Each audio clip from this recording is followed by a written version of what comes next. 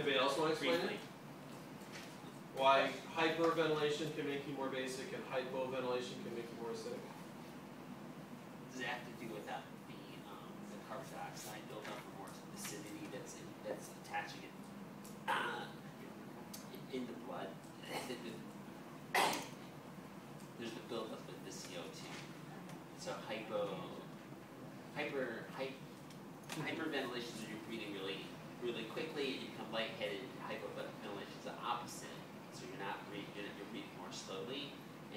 So there's not that, the gas exchange is less. And therefore those can be a rise. So if I'm doing yoga and I'm holding my breath, I'm going to have a buildup of CO2 in my Why you hold your breath when you do yoga? Is that part of yoga? Oh yeah, you just hold it. And then you hold it for like a minute and you let go. So if I You hold it for a whole minute? well, maybe not a minute, but you're holding it for a while. All right. More than normal. All right. And so if I'm holding it, there's going to be this CO2 buildup because it's not being exchanged, and so that's going to be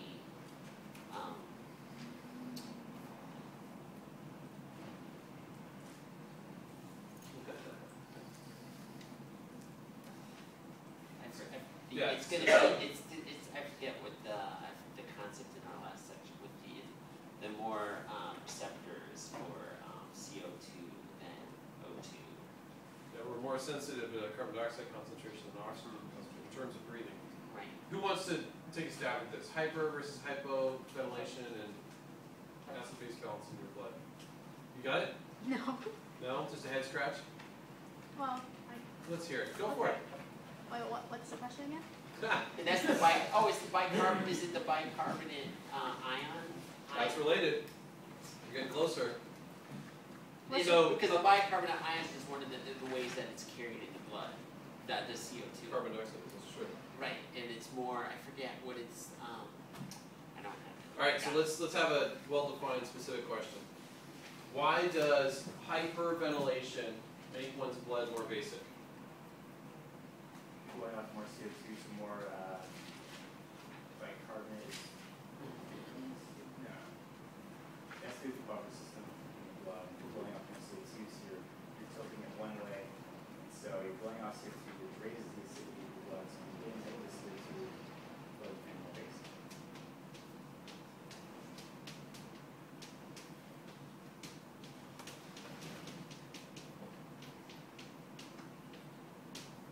All right, so this is the equation that everyone has memorized, right?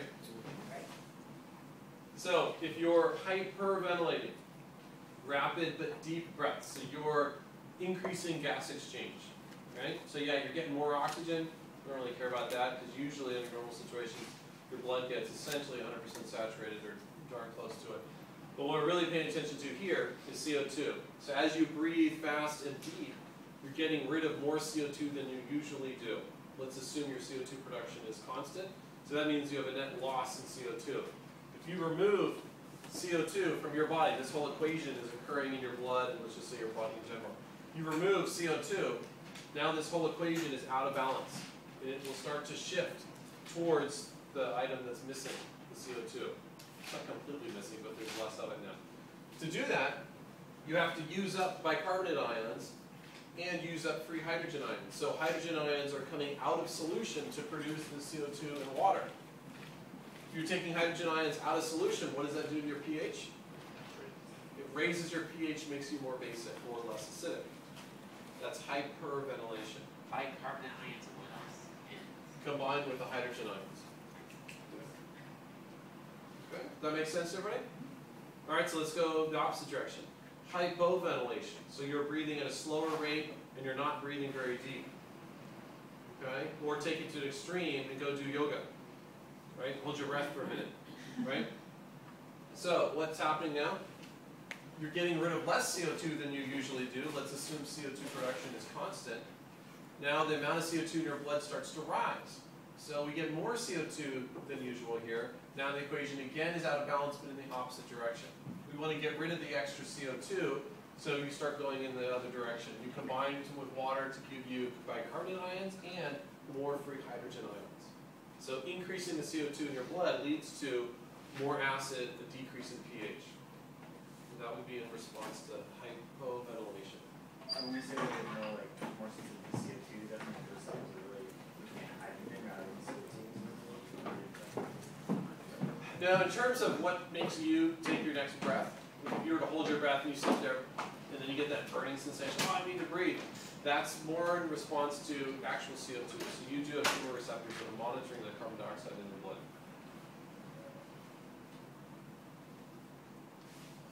Which is why hyperventilating before you hold your breath can let you hold your breath longer than usual, even though you're using the same amount of oxygen. You know, what tells you to take a breath is the CO2. If you hyperventilate first and you get rid of more CO2 than usual before you take your breath, or hold your breath, now you're starting with less CO2. It takes you longer to build up to that threshold of CO2 that makes you take a breath. So hyperventilating can allow you to hold your breath longer. But if you do it too much, then you can get dizzy. Why do you get dizzy?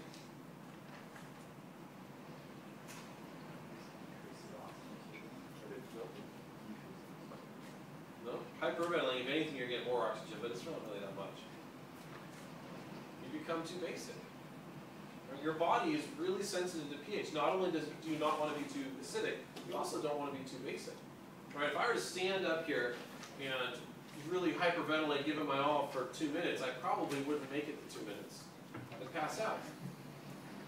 Right? My body would sort of take over and say, this is stupid exercise, I'm taking over. You're out, you know, slow your breathing down. And we're going to bring your pH back down to what it should be. Of course, it doesn't do it when you say that.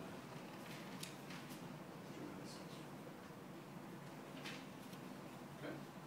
So, does that work? Yes, thank you. Cool.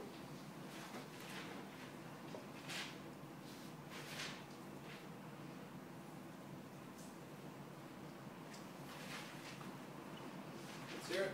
Myogenic response for glomerular filtration, Uh-huh. auto-regulation. Can you talk just about how the muscle is stretching for the auto-regulation? Yeah. So those arterioles that carry blood to your glomeruli,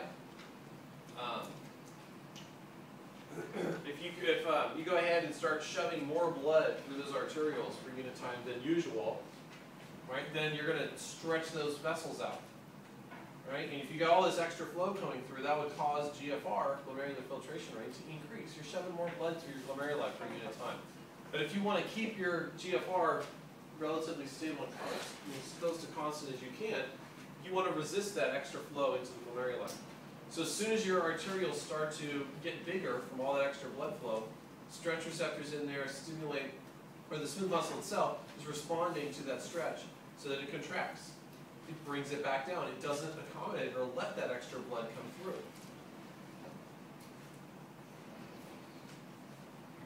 So myogenic, it's originating from myo muscle. In this case, it's the smooth muscle in the wall of your arterioles.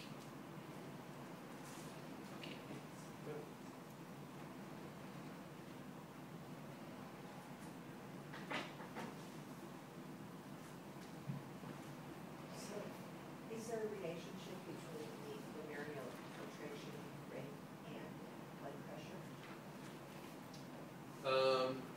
Yes, blood pressure at the glomerulus, right, which is not necessarily, just like your mean arterial pressure over your whole body. Because you can, in all your tissues, you can, fine-tune blood pressure, regulate sort of organ specifically, right? And that's through the arterioles primarily that feed those organs.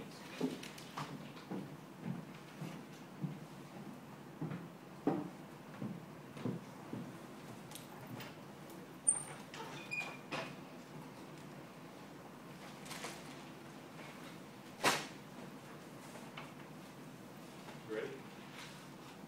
You had mentioned something before we had discussed the loop of Henle. So we have the descending line of the loop of Henle, and that's going to be impermeable to ions, but permeable to water. But then it goes down and it becomes more concentrate, and then as it goes up the ascending limb, it's going to be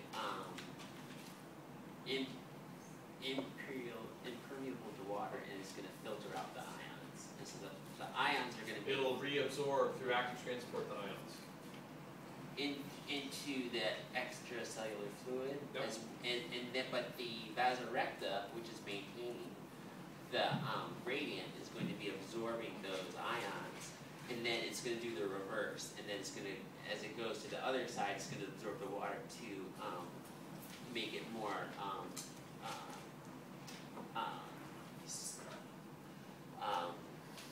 less dilute.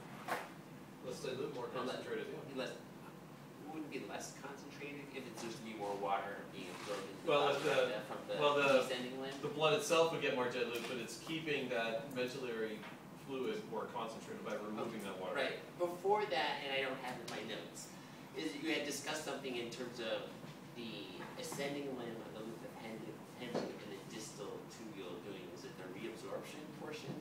Is it? Reabsorption, well, there's Is it- reabsorption of ions in both places, Okay. but they're sort of done in different ways. So the ascending limb of the loop of Henle, there are ions reabsorbed there, and the primary function of that is to create and maintain that whole osmotic gradient through the medulla of the kidney. And the reabsorption of ions in the distal convoluted tubule is heavily regulated based on the needs of the body. And so that's how we sort of fine tune the amount of ions we're excreting versus holding on to. So And- there's It- the proximal portion, which is the loop of Henle, and then it goes over to the distal portion.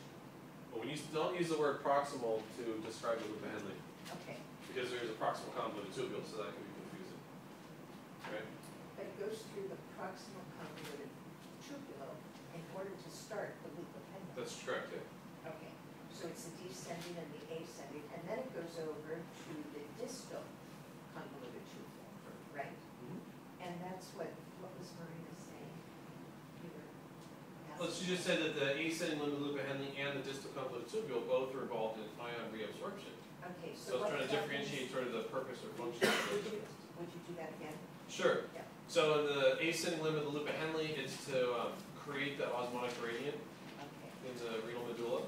And in the distal convoluted tubule, it's used to sort of fine tune urine's ion concentration. How much of this are we going to hold on to? How much are we going to get rid of or excrete? So that is done most in the distal convoluted tubule. Loop of Henle is really just to make that osmotic gradient.